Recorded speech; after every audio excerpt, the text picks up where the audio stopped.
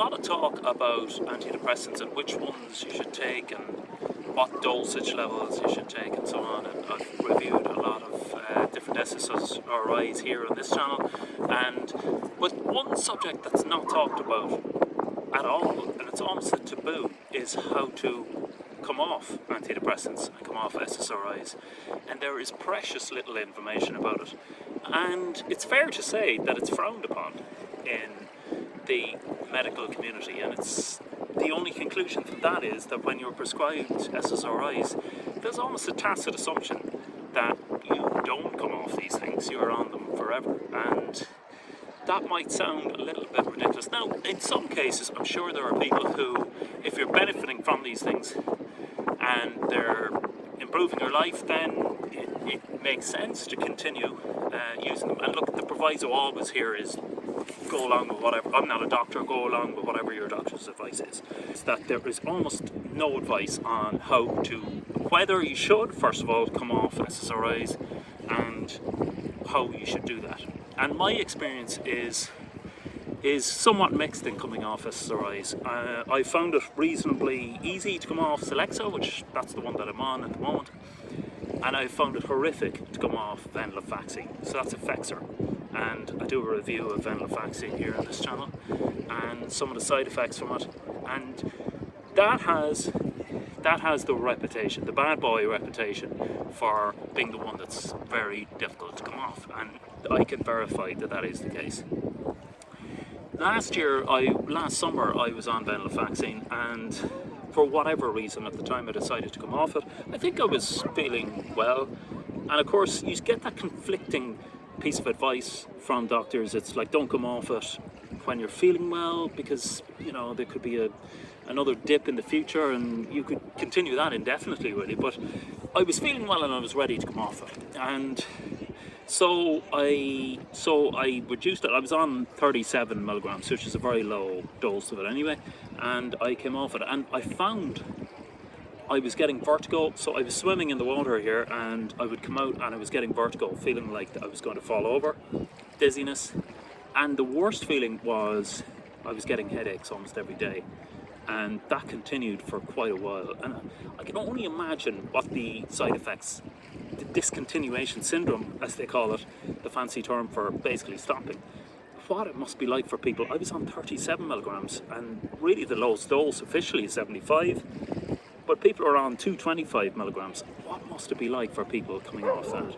And the obvious advice and solution for that is to taper off and come down in steps, and that is absolutely essential. I mean, it's essential when you're coming on to taper up, but far more essential to taper down coming off the back end of it, and your doctor will advise that, but I don't think they give enough advice on it, and that's the problem. It's and really you get very rarely hear of people being told, okay, it's now maybe time to come off your SSRIs and this is how you do it, because there is a kind of a tacit assumption by a lot of people that you're on this. They use the term, you know, we'll keep you on, say, a minimum dose for maintenance.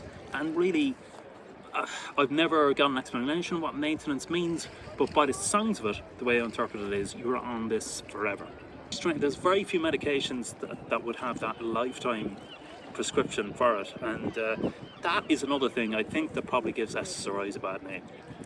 And again, as I say, there might be some people who have their favourite SSRI and it's working fantastically for them and they take it for decades and it probably enriches their lives and frees them up to live a fulfilling life. Other people are probably not as lucky. And I suppose the only time, now that I think of it, is when that people come off an SSRI is when it's not working and they're told to go on another one. So usually it's kind of switching you out of one problem and maybe into another that may or may not help you.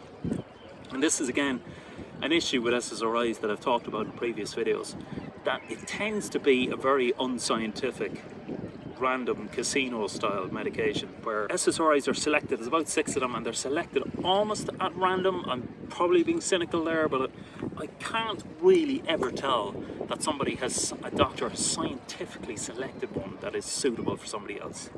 Now, as I think about that here, there's one insight that I've come up with recently that I've found, and it was GeneSight, which is a new development apparently, and I know I'm only recently looking into it, and it's where they test your genes to see which medication would work well for you, and some medication will not work well for you. And that's an exciting insight in that it might add, for the very first time I think, some science to the selection. Otherwise, so when medication doesn't work for people, usually there's that all incredibly painful procedure of ramping somebody down on one and ramping somebody up on another to see whether it will work, and it may not work. And that is the usual time when you hear people coming off, but it's very rare otherwise. And quite often there's no rest in between to allow your brain to just stabilize as it is before you come off another or go on to another one. That's what I've done in the past. I've allowed myself at least a week without anything.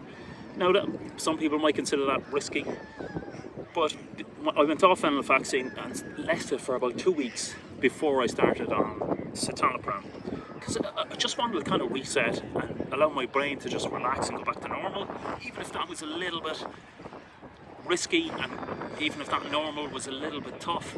And then so that I was starting afresh going on to the new medication, rather than having it all mixing in together and with all of those interactions and so on.